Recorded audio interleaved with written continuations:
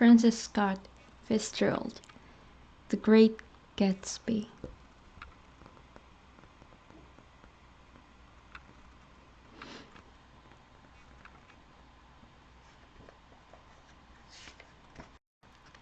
Once again to Zelda. Chapter 1. In my younger and more vulnerable years, my father gave me some advice that I've been turning over in my mind ever since.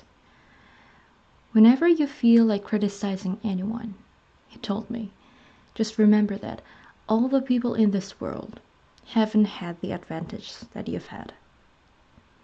He didn't say any more, but we've always been unusually communicative in a reserved way, and I understood that he meant a great deal more than that. Its consequences, I'm inclined to reserve all judgments, a habit that has opened up many curious natures to me, and also made me the victim of not a few veteran wars. The abnormal mind is quick to detect and attach itself to this quality when it appears in a normal person, and so it came about that in college I was unjustly accused of being a politician, because I was privy to the secret groups of wild, unknown men. Most of the confidences were unsought. Frequently, I have faint sleep, preoccupation, or a hostile levity, when I realized by some unmistakable sign that an intimate revelation was quivering on the horizon. For the intimate revelations of young men, or at least the terms in which they express them, are usually plagiaristic and marred by obvious suppressions. Reserving judgments is a matter of infinite hope. I am still a little afraid of missing something if I forget that, as my father snobbishly suggested, and I snobbishly repeat, a sense of fundamental decencies is parcelled out unequally at birth. And after busting this way of my tolerance, I come to the admission that it has a limit. Conduct may be founded on the hard rock or the wet marshes, but after a certain point, I don't care what it's founded on. When I came back from the East last autumn, I felt that I wanted the world to be in uniform and at a sort of moral attention forever. I wanted no more vicious excursions with privileged glimpses into the human heart. Only Gatsby, the man who gives his name to this book, is exempt from my reaction. Gatsby represents everything for which I have an unaffected scorn. If personality is an unbroken series of successful gestures, then there was something gorgeous about him, some heightened sensitivity to the promises of life, as if he were related to one of those intricate machines that register earthquakes 10,000 miles away. This responsiveness had nothing to do with that flabby impressionability which is dignified under the name of the creative temperament. It was an extraordinary gift for hope, a romantic readiness such as I have never found in any other person, and which it is not likely I shall ever find again. No. Gatsby turned out all right at the end. It is what preyed on Gatsby, what foul dust floated in the wake of his dreams that temporarily closed out in my interest in the abortive sorrows and short-winded elations of men. My family have been prominent, well-to-do people in this middle western city for 3 generations. The Carraways are something of a clan, and we have a tradition that we're descended from the Dukes of Buccleuch, but the actual founder of my line was my grandfather's brother, who came here in 51, sent a substitute to the Civil War, and started the wholesale hardware business that my father carries on today. I never saw this great uncle, but I'm supposed to look like him, with special reference to the rather hard-boiled painting that hangs in father's office. I graduated from New Haven in 1915, just a quarter of a century after my father, and a little later I participated in that delayed Teutonic migration known as the Great War. I enjoyed the counter raid so thoroughly that I came back restless. Instead of being the warm center of the world, the Middle West now seemed like the ragged edge of the universe. So I decided to go east and learn the bond business. Everybody I knew was in the bond business, so I supposed it could support one more single man.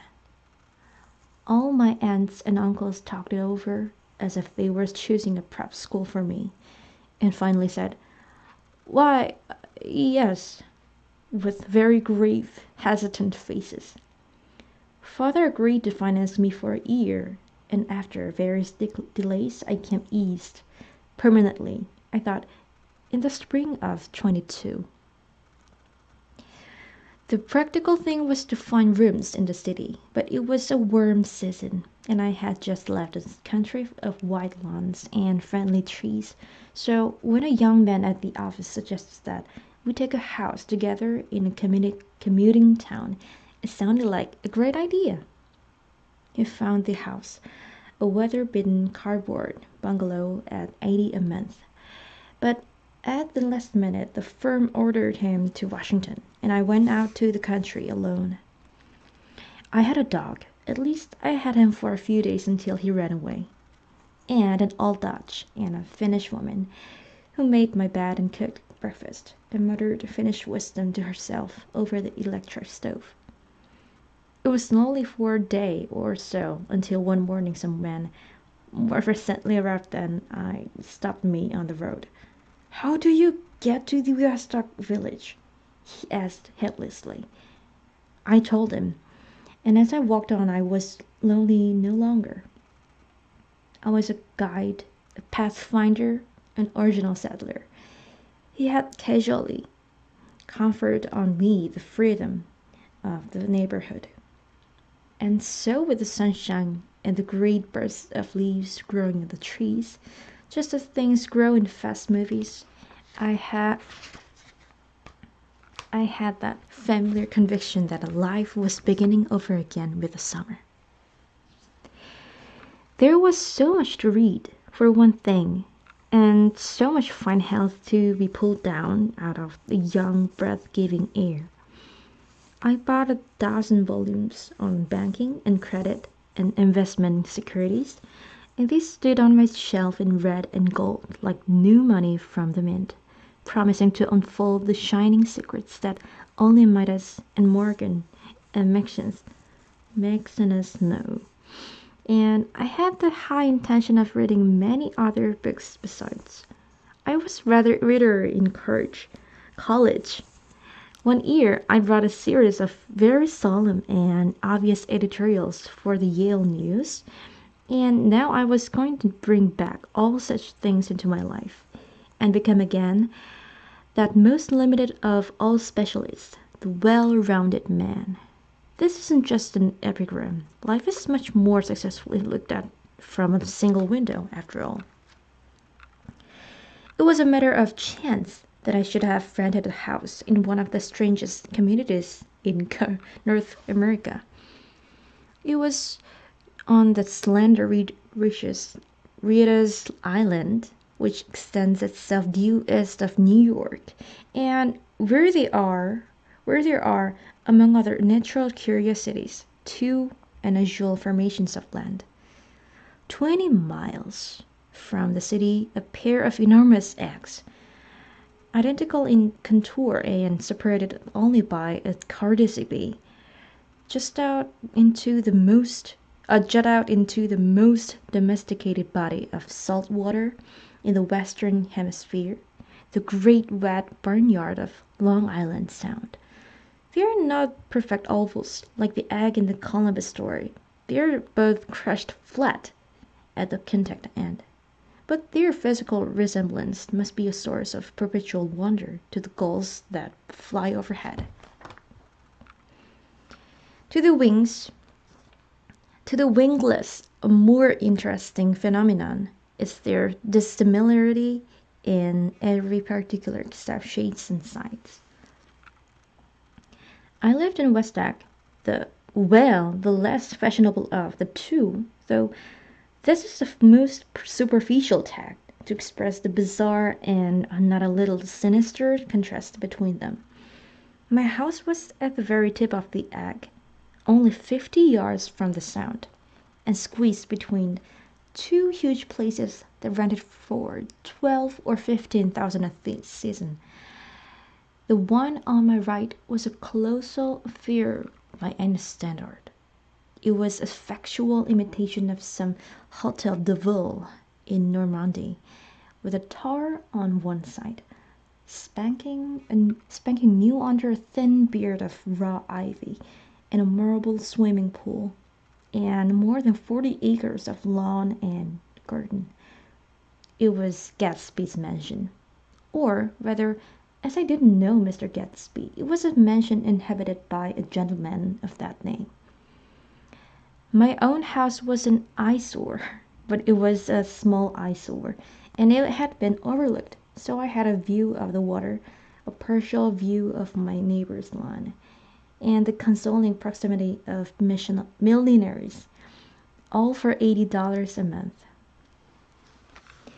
Across the Cardassy Bay, the white palaces of fashionable East Egg glittered along the water, and the history of the summer really begins on the evening I drove over there to have dinner with the Tom Buchanans.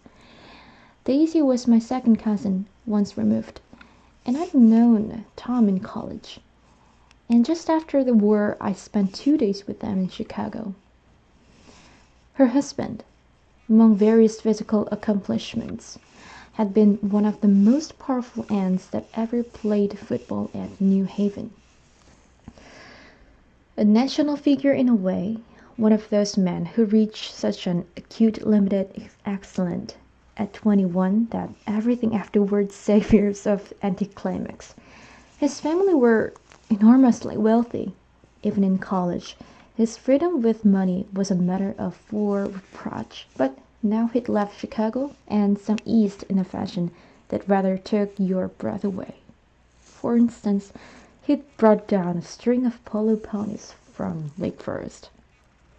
It was hard to realize that a man in my own generation was wealthy enough to do that. Why they came East, I don't know.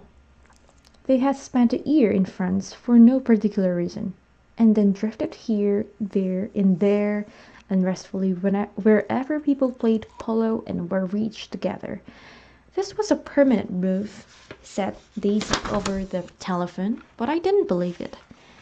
I had no sight into Daisy's heart, but I felt that Tom would drift on forever seeking, a little wistfully, for the dramatic turbulence of some irrecoverable football game. And so it happened that on a warm, windy evening I drove over to Estag to see two old friends, whom I scarcely know at all. Their house was even more elaborate than I expected, a cheerful red and white Georgian colonial mansion, overlooking the bay. The lawn started at the beach and ran towards the in front of the door for a quarter of a mile, jumping over sundials and brick walks and burning gardens. Finally, when it reached the house, drifting up the side in bright vines, as though from the momentum of its run. The front was broken by a line of French windows, glowing now with reflected gold and wide open to the warm, windy afternoon. And Tom Buchanan, in riding clothes, was standing with his legs apart on the front porch. He had changed since his New Haven years. Now he was a sturdy, straw-haired man of 30, with a rather hard mouth and a supercilious manner. Two shining, arrogant eyes had established dominance over his face and gave him the appearance of always leaning aggressively forward. Not even the effeminate swank of his riding clothes would hide the enormous power of that body. He seemed to feel those glistening boots until he strained the top lacing, and you could see a great pack of muscles shifting when his shoulder moved under his thin coat. It was a body capable of enormous leverage, a droll body. His speaking voice, a gruff, husky tenor, added the impression of freshness he conveyed. There was a touch of paternal contempt in it, even toward people he liked, and there were men at New Haven who had hated his guts. "Now, don't think my opinion on this matter is final," he seemed to say, "just because I'm stronger and more than a man than you are." We were in the same senior society, and while we were never intimate, I always had the impression that he approved of me and wanted me to like him, with some harsh, defiant wistfulness of his own. We talked for a few minutes on the sunny porch. "I've got a nice place here," he said, his eyes flashing about restlessly. Turning me around by one arm, he moved a broad, flat hand along the front vista, including in its sweep a sunken Italian garden, a half-acre of deep, pungent roses, and a snub-nosed motor boat that bumped the tide offshore. It belonged to the Maine, the old man. He turned me around again, politely and abruptly. "We'll go inside." We walked through a high hallway into a bright rosy-colored space, fragilely bound into the house by French windows at either end. The windows were ajar and gleaming white against the fresh grass outside that seemed to grow a little way into the house. A breeze blew through the room, blue curtains in at one end and out the other like pale flags, twisting them up toward the frosted wedding cake of the ceiling, and then rippled over the wine-colored rug, making a shadow on it as wind does on the sea. The only completely stationary object in the room was an enormous couch on which two young women were buoyed up as though upon an anchored balloon. They were both in white, and their dresses were rippling and fluttering as if they had just been blown back and after a short flight around the house. I must have stood for a few moments listening to the whip and snap of the curtains and the groan of picture on the wall. Then there was a boom as Tom Buchanan shut the rear windows, and the cut wind died out about the room. The curtains and the rugs and the two young women ballooned slowly to the floor.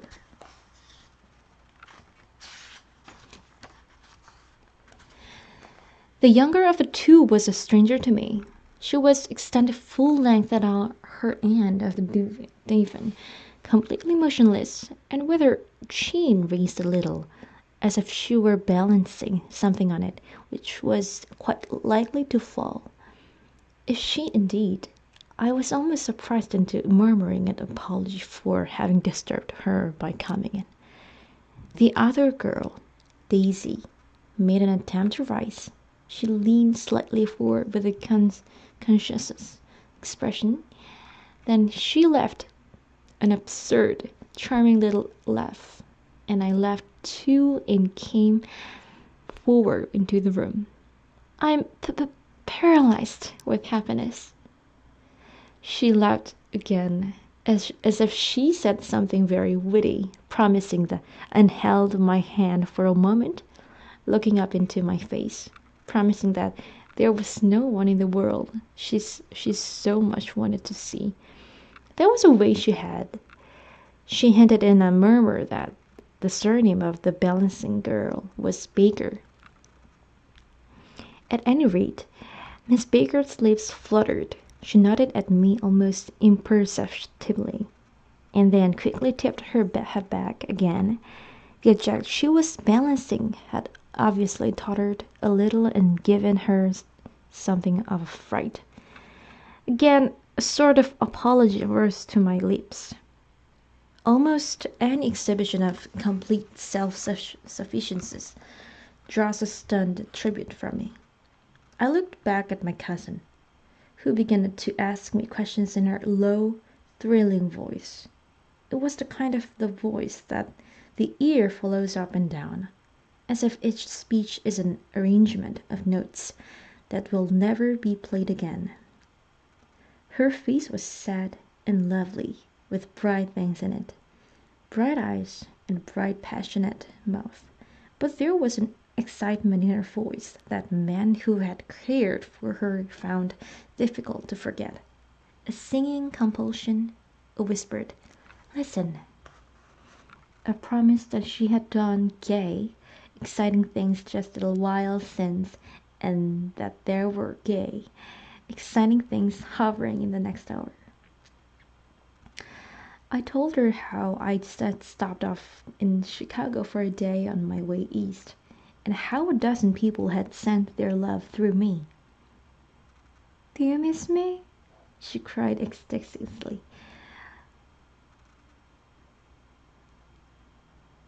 "The whole town is desolate.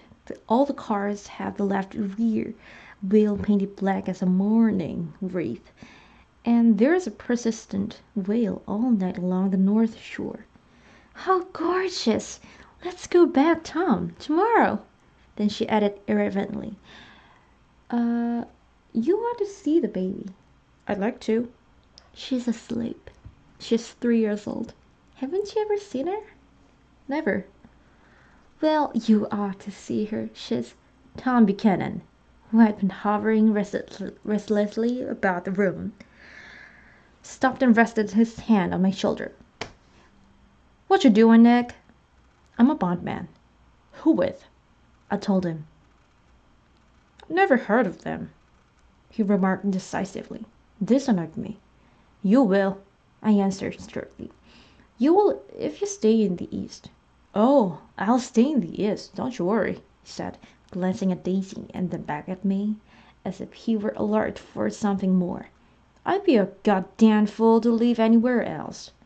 At this point, Miss Baker said, "Absolutely," with such suddenness that I started. It was the first word she had uttered since I came into the room. Evidently, it surprised her as much as it did to me, for she yawned and, with a series of rapid, deft movements, stood up into the room. "I'm stiff," she complained. "I've been lying on the sofa for as long as I can remember." "Don't look at me," Daisy retorted. "I've been trying to get you to New York all afternoon." "No, thanks," said Miss Baker to the 4 cocktails just in from the pantry. "I'm absolutely in training." Her host looked at her incredulously. "You are!" He took down his drink as if it were a drop in the bottom of a glass. "How you ever get anything done is beyond me."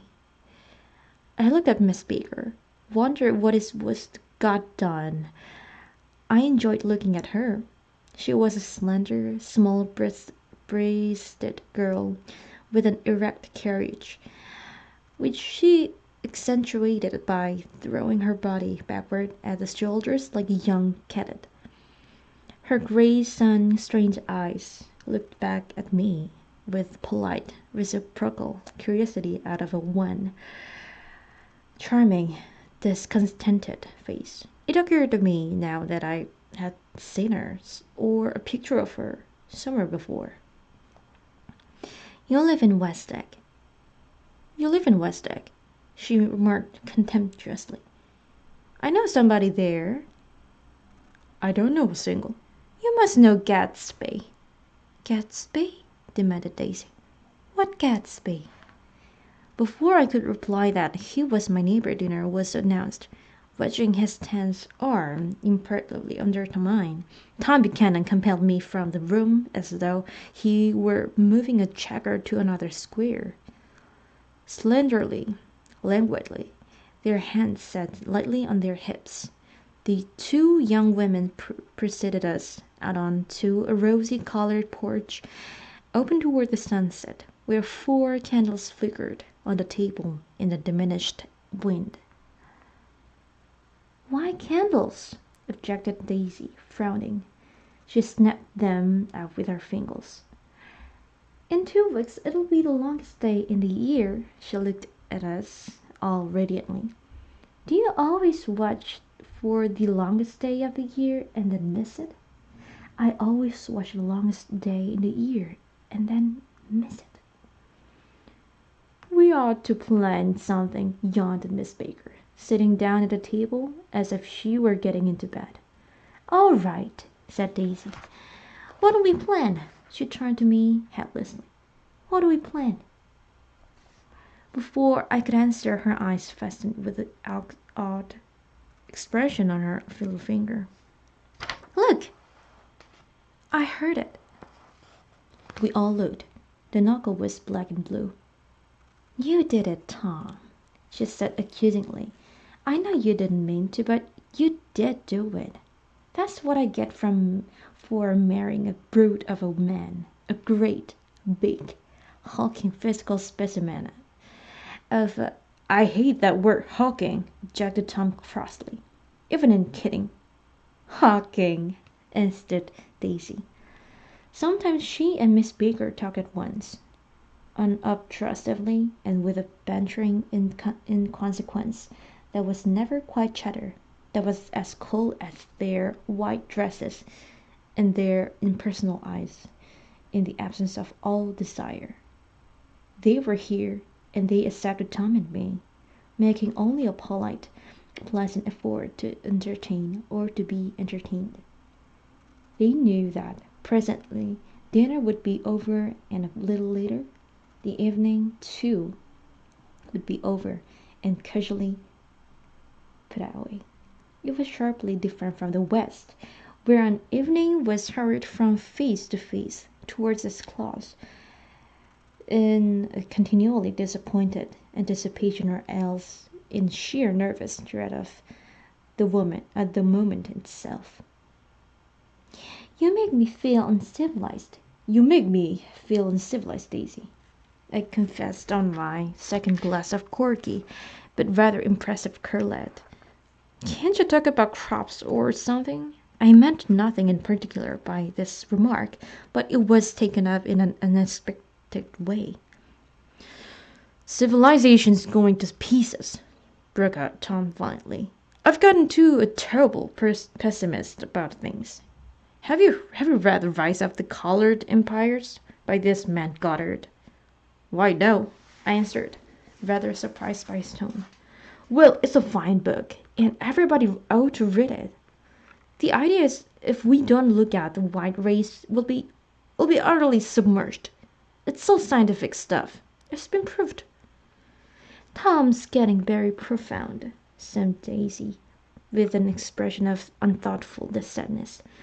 He reads deep books with long words in them. What was the word we... Well, those books are all scientific, insisted Tom, glancing at her impatiently. This fellow has worked out the whole thing. It's up to us. who are the dominant race to watch out, or these other races will have control of things. We've got to beat them down, whispered Daisy, winking furiously toward the fervent sun. You ought to live in California, began Miss Baker, but Tom interrupted her by shifting heavily in his chair. This idea is that we're Nordics. I am, and you are, and after an infinitesimal hesitation, he included Daisy with a slight note, and she winked at me again. And we've produced all the things that you then go make civilization. Oh, science and art, and all that. Do you see? There was something pathetic in his concentration, as if his complacency, more acute than of old, was not enough to him any more, when almost immediately the telephone rang inside and the butler left the porch. Daisy seized upon the momentary interruption and leaned towards me.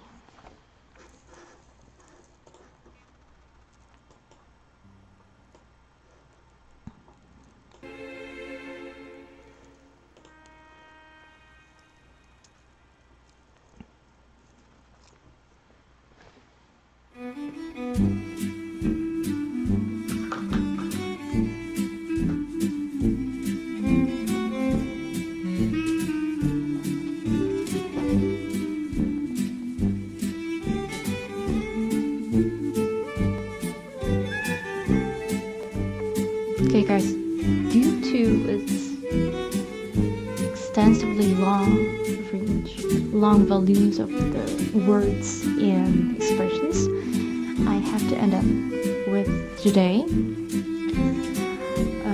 In next videos I can say that I will read another, I will read about Great Gatsby, and if you have another book recommendation, please first comment about my channel. Okay, thanks.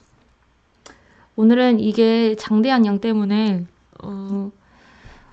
챕터 1 영어 부분을 다 읽지 못할 것 같고요. 오늘은 18페이지까지 읽었는데 내일 혹은 다음 업로드 될 영상에서 이어서 읽고 올리도록 하겠습니다. 여러분 감사합니다.